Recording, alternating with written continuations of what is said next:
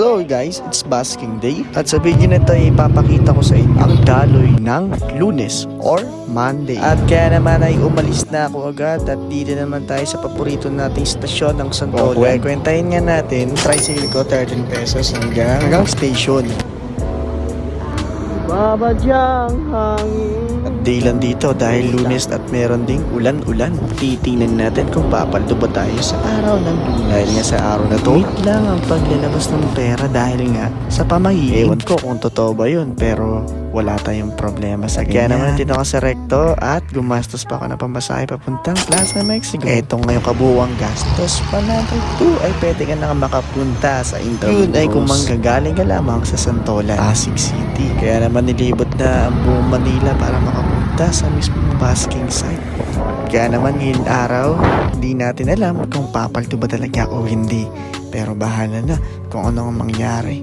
At dahil gagawin natin to, dahil sa ikakasaya rin natin. Kung makikita mo man yung ibang mga lumang istruktura ay dala ng panahon at syempre maganda sa ating istorya. At ngayong umuusbong na ang Esplanade at gumaganda na rin ang imahe nito sa Manila. Sa pinakamagandang tourist spot ang Intramuros. Hindi ka na rin dito magugutom dahil may mga stalls na dito na pwede mong pagbilan ng pagkain. O diba? Kaya naman dala ko na ang gitara ko, naka-stroller nga lang. At syempre makikita mo nga rin pala dito ang sunset.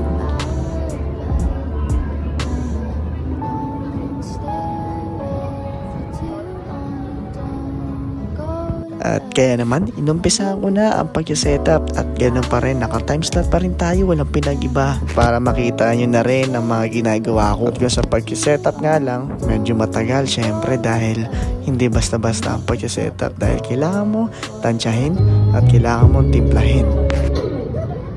At ayun, ay umulan na nga. Na-late pa ako makapag-start dahil umaambon. Kaya naman may vocal exercise ako bago sumalang. Ang ganda rin ng view, kaya walang problema lalo na ito ang sunset. Oo nga pala, may dumalaw sa atin. Ito nakasama ko to sa basking sa Santa Lucia. Nakita ulit kami at pinag-set ko rin siya ng pag-set niya sa akin noong nakaraan. Kaya nag-enjoy muna ako sa sunset at ito nakikita ko nakakatunaw ng mata.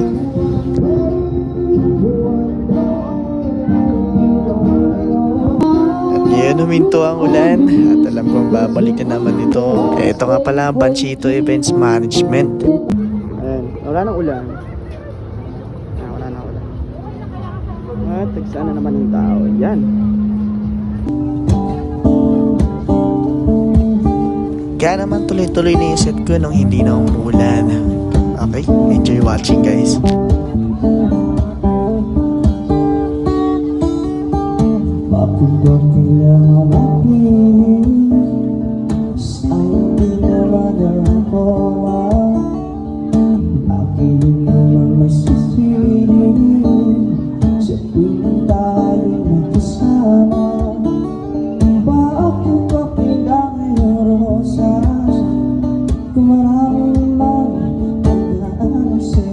At ayun, umulan na naman. Paputol-putol, nakakainis.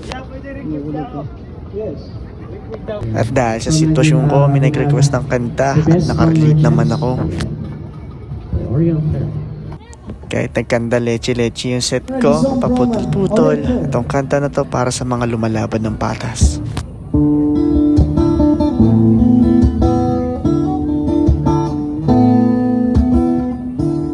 Isip mo ito sa panahon ng sumaliw. Bakit ba mabalak ang mundong ginagalawan? Ang buhay ay sa gagayan, sulit hindi mapigilan. Wala sa puso kaya yan. Pag-aari ko ang ilangan, umuguto sa isipan. Mga pagsubok lamang yan, huwag mong itigil ang laban. Huwag mong isuko ang iyong labanan. Walang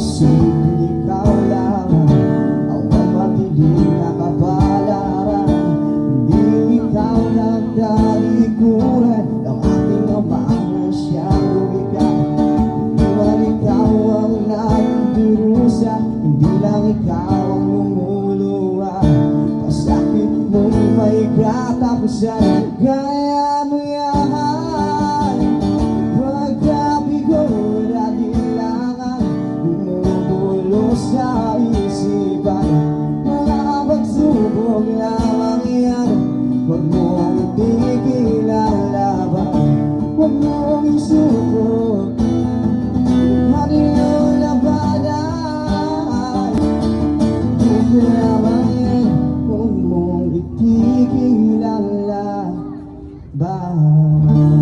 Kaya naman, ginanahan ako mag-set ulit. At may nakasama ako dun mga tropa ngayon, no?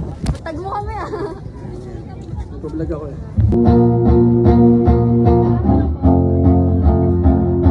Solid nga itong si Gothic Girl. Na kahit umuulan, tuloy pa rin sa pagkanta. At syempre, at babawi ako sa set dahil maraming tao ngayon. At meron isang worship songs dito. Kung makikita niyo yung mukha ko tulala dahil parang sarap mag-worship na mag-worship.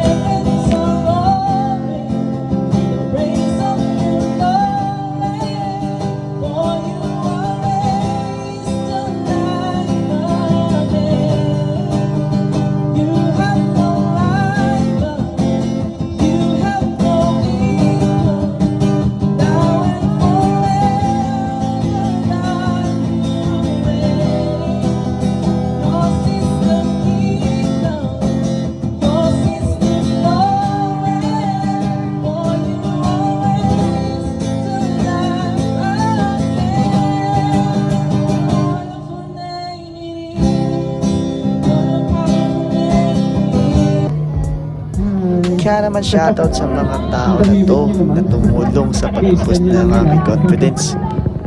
Alright, thank you so much. Natapos na yung set natin. Punta na tayo sa pinaka-favorite part. Ang pagkain. Yeah! Kaya minsan, kung talo, babawi tayo sa pagkain. Pero, kung masasabi ko lang ngayon, pwede na. At maayos ang cable natin at lagayan. Kailangan ayusin para hindi magalit si owner. Right, then basking sa Esplanade.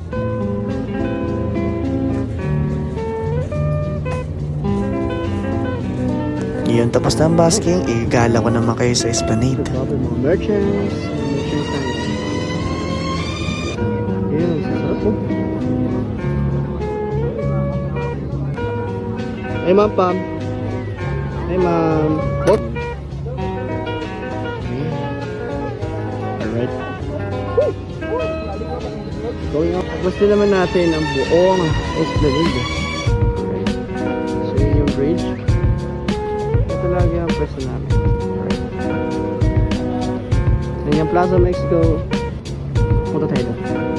Eto na siguro yung pinakamagandang spot para dalhin yung minamahal mo. This is a romantic places na meron ngayon sa Manila na sikat ngayon. Madali lang naman makapunta rito. Kung manggagaling ka sa Recto, pwede ka nalang magpahatid sa tricycle. Sa halagang 80 pesos nandito ka na rin. Pero kung gusto mo mag-move it, pwede. Kaya lang magastos dahil dalawa kayo. Ayun siya. Di ba naman sila pupunta dito ko? So dito naman nakakadaan ako dito.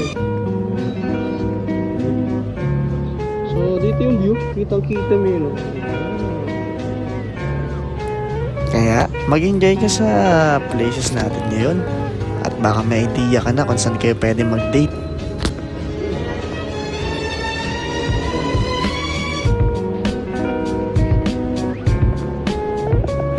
Marami talagang mag-jowa dito na nagdi-date. Ewan ko ba eh. Sana all. The joke, meron din naman ako. Ibigyan ko lang kayo ng idea kung saan nyo pwedeng dalhin si crush, or loved ones, or si best friend. Best friend lang ba talaga?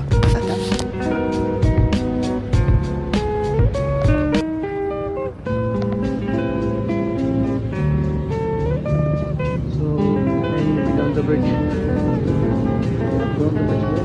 Pero yun yung George Bridge. George Bridge. Eh. Pero suggest ko, mag-night walk na lang kayo dito. Pag-usapan yung bagay-bagay na dapat pag-usapan.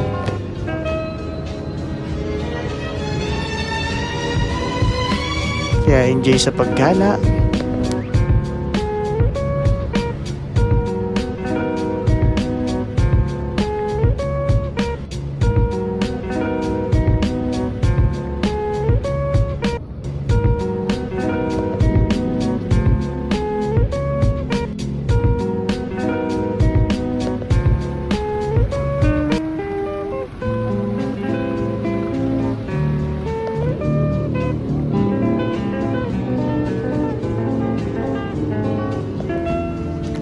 pala yung dating post office na nasunog.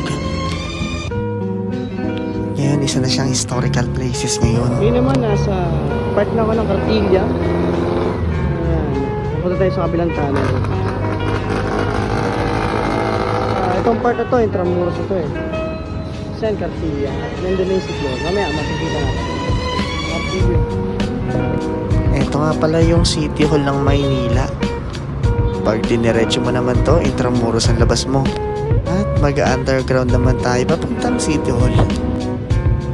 Suggest ko rin na daanan nyo rin to dahil makapagbigay sa inyo ng idea kung saan kayo pupunta.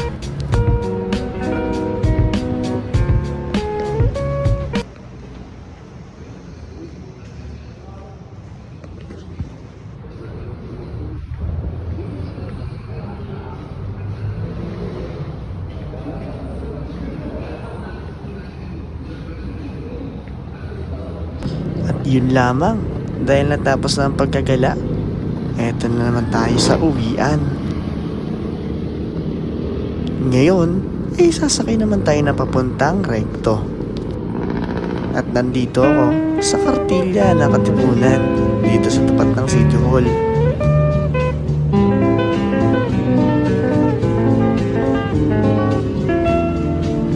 Dito tayo mag-aabang ng jeep papuntang Monumento at bababa tayo na Recto.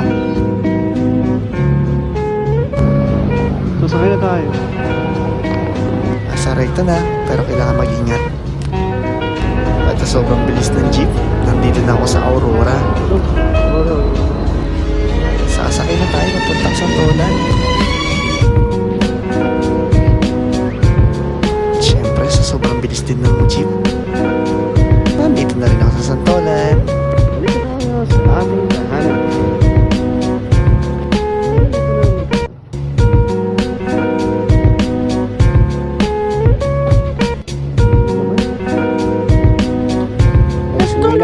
Opo. Bakit siya nagsasalita pala yung aso?